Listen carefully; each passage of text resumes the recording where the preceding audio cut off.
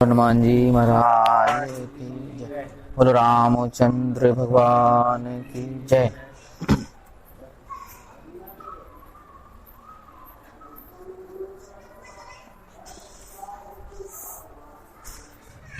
शंकर जी सती जी के साथ वन में घूम रहे थे और मन में यह सोच रहे थे कि इसी समय पर भगवान ने अवतार लिया है और मुझे किस प्रकार उनके दर्शन हों।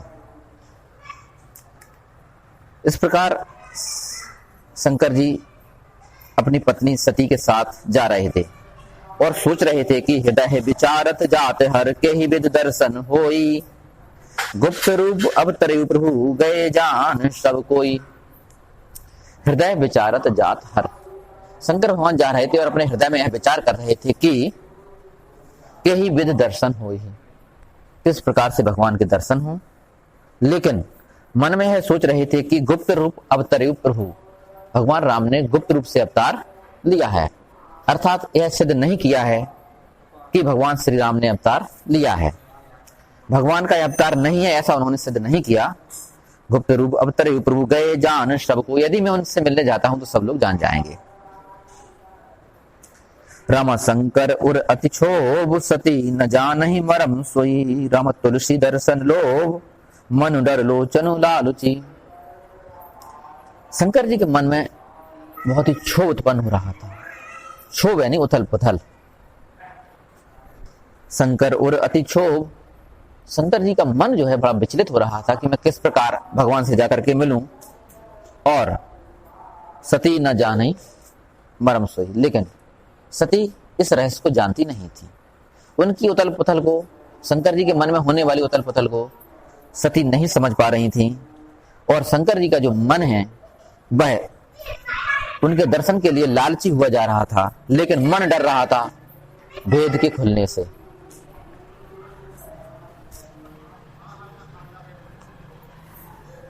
रावण मरन मनुज कर जांचा, प्रभु विधि वचन कीन चाहे सांचा। और रावण ने अपना मरने का जो वरदान मांगा था वह ऐसा था कि मैं केवल मनुष्य से ही मरूं। तो रावण मरन मनुज कर जांचा, ऐसा उसने वरदान मांगा था कि मैं मनुष्य से ही मरूं। प्रभु विधि वचन कीन चाहे सांचा, और भगवान प्रभु के वचन को, जो ब्रह्मा ने रावण को वरदान दिया था कि ऐसा ही होगा कि तुम मनुष्य के हाथ से ही मरोगे, तो भगवान राम ब्रह्मा के वचन को पूरा करने के लिए पृथ्वी पर आए थे और उनके वचन को पूरा करना चाह रहे थे। प्रभु विधि, विधि माने ब्रह्मा, प्रभु विधि वचन कीन चाहे सांचा, उनके वचन को वह पूरा करना चाहते, उनके वचन को सच्चा करना चाहते थे, इसलिए उन्होंने अवतार लिया था। लेकिन जो नहीं जाऊं रहे पछतावा, करत विचार न बनत बनावाओ। अब शंकर जी सोच रहे हैं कि राम आए हैं अपने काम को पूरा करने के लिए, ब्रह्मा के वचनों को पूरा करने के लिए, ब्रह्मा के वरदान को सत्य करने के लिए, लेकिन मैं यदि उनसे मिलने जाता हूं तो रहस्य खुल जाएगा, और इसलिए वह मिलने तो नहीं जा पा रहे हैं। और मन में सोच रहे हैं, मन में बड़ा पछतावा हो रहा है कि जो नहीं जाऊं रही पछतावा, मन में बहुत पछतावा रहेगा। और करत विचार बनत, करत विचार न बनत बनावा। और मन में वह उपाय सोच रहे थे, लेकिन किसी प्रकार उन्हें कोई उपाय सूझ नहीं रहा था। महाराज की समझ में याद नहीं है। यही विध भय सोच बस ईसा, ते समय जाए 10 सीसा। इसी समय पर, किस समय पर, कि जब शंकर जी पछता रहे थे कि मैं कैसे भगवान से मिलूं, यही विधि भय सोच बस ईसा, भगवान सोच में पड़े थे कि कैसे, शंकर भगवान यह सोच में पड़े थे मैं कैसे जाकर के राम से मिलूं। और ते ही समय जाए 10 सीसा, उसी समय पर रावण जाकर के मारीच से मिला। लीन नीच मारीच संगा, भय तुरत सोही कपट कुरंगा। उसी समय पर रावण मारीच से जाकर के मिला और मारीच को संग में लेकर के लीन नीच मारीच ही संगा, मारीच को अपने साथ में ले लिया। भय तुरंत सुई कपट कुरंगा, और वह मारीच तुरंत ही कपट कुरंग माने हिरण का रूप धारण कर लिया उसने। भय तुरंत सुई कपट कुरंगा, कपट का मतलब जो दिखाई दे वो हो नहीं, और जो हो सो दिखाई दे नहीं। कपट यानी त्रिगुणमयी माया का शुद्धतम रूप, जो हो वो दिखाई ना दे, तो वह हिरण तो है नहीं, केवल आभास, हिरण का आभास। आधुनिक समय में एफएक्स कह सकता बनवाए, कंप्यूटर के द्वारा जो बनाया जाता, कर्णन के द्वारा केवल एहसास कराया जा सकता, आज वो बात सिद्ध हो चुकी है। आज के विज्ञान ने सिद्ध कर दी है कि बनाया जा सकता, ऐसी मन को भ्रम में डाला जा सकता, वो चीज होए नहीं और फिर भी वो दिखाई दे सकता। तो प्रकृति तो पहले से भ्रम दिखा रही थी कि पानी ना हो तो भाई पानी दिखाया जा सकता दूरी पे, तो प्रकृति तो भ्रम पहले से दिखा रही थी, लेकिन अब विज्ञान की सहायता से भ्रम दिखाया जा सकता। लेकिन ये कला मारीच के पास आती, तो मारीच ने भी भ्रम दिखाओ, यानी वह हिरण ना होते हुए हिरण बन गया। तो भाई तुरंत सोई कपट कुरंगा, कर छल मूड हरि बैदेही, प्रभु प्रभाव तस विदित नते ही। कर छल मूड हरि बैदेही, और रावण ने छल करके सीता जी का हरण कर लिया। कर छल मूड हरि बैदेही, प्रभु प्रभाव तस विदित नते ही। लेकिन रावण को उस समय प्रभु का प्रभाव का ज्ञान नहीं था, वह प्रभु के ज्ञान से परिचित नहीं था। उसे यह समझ नहीं थी कि सीता जगत की माता हैं और उनके पति श्री राम भगवान हैं, ऐसा उसे ज्ञान नहीं था। नहीं, वह ऐसा नहीं करता। प्रभु प्रभाव तस विदित नते ही, ईश्वर के प्रभाव को वह जानता नहीं था। मृग बधि बंधु सहित हरि आए, आश्रम देख नयन जल छाए। मृग बधि, मृग को मारने के बाद अपने भाई लक्ष्मण के सहित जब लक्ष्मण जी और राम दोनों ही अपने आश्रम को आए, तो आश्रम में आश्रम देख नयन जल छाए, आश्रम में सीता जी को न देख करके उनके नेत्रों से आंसू आ गए। मृगवध बंधु सहित हरि आए, आश्रम देख नयन जल छाए। बिरहे बिकल नर एव रघुराई, खोजत विपिन फिरत दो भाई। बिरह बिकल, अब यहां समझने की बात है। बिरह बिकल, पत्नी के वियोग में दुखी होकर के, नर एव रघुराई, मानव की तरह नर एव साधारण मानव की तरह भगवान राम दुखी हो रहे हैं। और खोजत विपिन फिरत दो भाई, और सीता जी को जंगल में खोज रहे हैं। कभू जोग वियोग न जाके, देखा प्रगट बिरह दुख उत्साके। जो सदैव योग और वियोग से दूर रहते हैं, न कभी किसी चीज का योग और न किसी चीज का वियोग, जिन्हें हो सकता है बेसमय देखा प्रगट बिरह दुख ताके, वे प्रत्यक्ष रूप से पत्नी के वियोग में दुखी दिखाई दे रहे हैं। दो शब्द आए हैं, कभू जोग वियोग न जाके। योग का मतलब है प्लस और वियोग का मतलब माइनस। यानी कोई भी घटना घटे और यदि वो व्यक्ति से न जुड़े तो योग होना। आम व्यक्ति की बात कहा है कि आम व्यक्ति के साथ कोई घटना यदि पॉजिटिव घटना घटा है, बाकी पक्ष की घटना घटे तो सुख को अनुभव करत, वो योग है। और बाकी मन के विरुद्ध कोई घटना घटे जो नहीं चाहते ऐसी घट जाए तो वियोग। लेकिन राम ऐसे व्यक्ति हैं कि जिन्हें ना योग होता है ना वियोग, अर्थात कोई परिस्थिति जिन्हें विचलित न कर सके। यानी ऐसे व्यक्ति जो स्थित प्रज्ञ हैं। स्थित प्रज्ञ का मतलब है स्थिति जिन्हें परेशान न कर सके, किसी भी स्थिति में जो विचलित न हो, किसी भी स्थिति में जिनका मन न भटके। ऐसे व्यक्ति होते कौन है? जो योग और वियोग से परे होते हैं। योग और वियोग से परे व्यक्ति कैसे हो सका? लेकिन समस्या जो है कि सम रहना।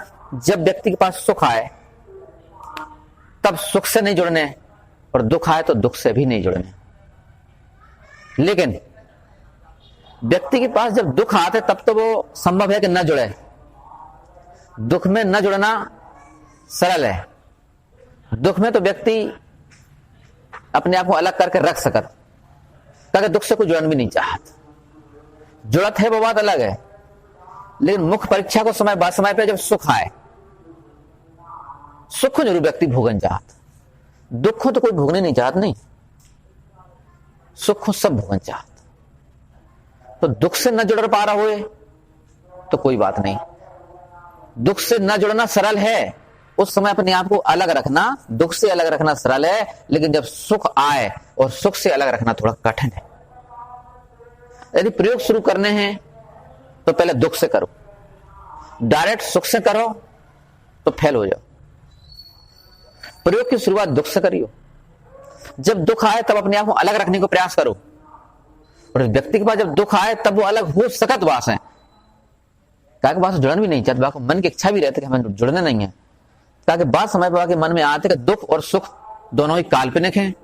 जब दुख और सुख दोनों ही काल्पनिक हैं और दोनों से हम नहीं जुड़े हैं, हम अलग हैं, शरीर अलग है, तो दुख और सुख शरीर में होने वाले हैं, हमें होने वाले नहीं है। बात समय पे दुख से दूर रहना सरल है, लेकिन सुख में यदि तुमने प्रयोग करो, सुख से दूर रहना चाहे तुम तो नहीं रह पाओ। सुख से दूर रहना बहुत मुश्किल है। हाँ, लेकिन दुख से दूर रहना सीख गए। दुख से दूर रहना सरल है सीखना। लोग उल्टी कहे वो बेजान है, हम अपनी कह रहे हैं। तो दुख से दूर रहना सरल है, सुख से दूर रहना कठिन है। तो प्रयोग करियो दुख से, और दुख से दूर रहना सीख गए तो सुख से दूर रहना तब संभव हो पे है। वो दोनों से दूर रह गए तब भी कह रहे कि कबहू जोग वियोग न जाके, वो देखा प्रगट बिरह दुख ताके। अब अगली स्टेप जो आ रही है कि तो फिर दुखी कैसे, ऐसे व्यक्ति दुखी कैसे हैं कि देखा प्रकट बिरह दुख जाके। राम प्रकट दिखाई दे रहे हैं दुख में, सीता जी के वियोग में। ऐसा कैसे संभव है? ऐसा संभव कैसे है? केवल दिखाई दे रहा। जब मृग न हो तो वह भी दिखाई दे सकत मृग के रूप में, तो राम दुखी न हो तो वह भी दुखी दे जाए तो क्या दिक्कत है? कोई बहुत बड़ी कला है। पिक्चर में देखी हुई है, नायक कैसे रोत, जो अभिनेता है फिल्म के, वे फिल्म में जब रोते हैं तो अन्य व्यक्ति भी न रो पाए वैसे, जैसे भी रो के दिखा दे, लेकिन रो रहे क्या हकीकत में। और जब पिक्चर देखा था लोग बाग, तो रूमाल के रूमाल गीले हो जाते उनके झूठे रोवे से व्यक्ति सच्चे रोने लगा। इसलिए कहिए कि व्यक्ति जब भी अभिनय करो तो ऐसे करो जैसे जीवन जी रहे हो, तो वहां जीवंतता आ जाए। अभिनेतन के लाने कई बात कि जब भी अभिनय करो तो ऐसे करो जैसे जीवन जी रहे हो, और जब जीवन जियो तो ऐसे जियो जैसे अभिनय कर रहे हो, तो पूरा जीवन ही अभिनय हो जाए। और अभिनय माने, अभिनय को मतलब हम जो रोल कर रहे हैं हम हैं ही नहीं, हम तो कोई और हैं। हमें तो जो पात्रता मिली है, जो पात्र हमें बनाओ है, वह पात्र को निभा भर रहा है बस। हम जैसे फिल्म में रोल निभाओ जाते हैं, ऐसे हम रोल निभा रहे हैं बस। और ऐसे रोल निभाओ तो परिस्थिति आने पर दुख भी प्रकट कर सका। तो दुखी ना होते हुए भी व्यक्ति दुख प्रकट कर सका। जैसे कि जिस समय पर राम दुख प्रकट कर रहे हैं पत्नी के वियोग में, एक दुख प्रकट नहीं करे तो डायरेक्टर तुरंत ना भगा दे। डायरेक्टर का पूरी फिल्म खराब करने का तो हमारी, जब दुख को होने को सीन है, दुखी होने को सीन है, तो दुखी हो नहीं। बस दिक्कत जहां है कि जब दुखी होने को सीन होते तो व्यक्ति वहां डूब जाते और जो सोचने लगता हम ही दुखी हैं, वहां गड़बड़ी है। वहां जोड़े नहीं है अपने आप को, जोड़ो तो दिक्कत आ जाए। केवल अभिनय करने, कई बार लोग अपने आप को जोड़ लेते। एक कहानी है मजाक की, एक बार रामलीला हो रही थी, तो रामलीला में जो सीता जी को रोल करती जो लड़की, और बर रामलीला में एक लड़का जो रावण को रोल करता, वो लड़का वो लड़की से शादी करना चाहता, यानी जो रावण को रोल करा तो वो लड़का, वह लड़की जो सीता को रोल करती बास है शादी करना चाहता। लेकिन लड़की को कोई पता नहीं। रामलीला शुरू भई, रावण आए।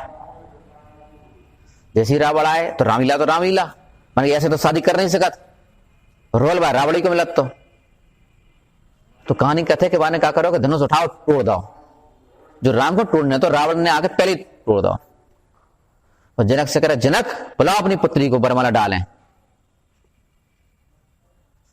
जनक जो बनो तो व्यक्ति रामलीला में वो थोड़ा समझदार व्यक्ति है तो जनक कह रहे नौकरो, किसने बच्चों का तोड़ने वाला धनुष यहां रख दिया है?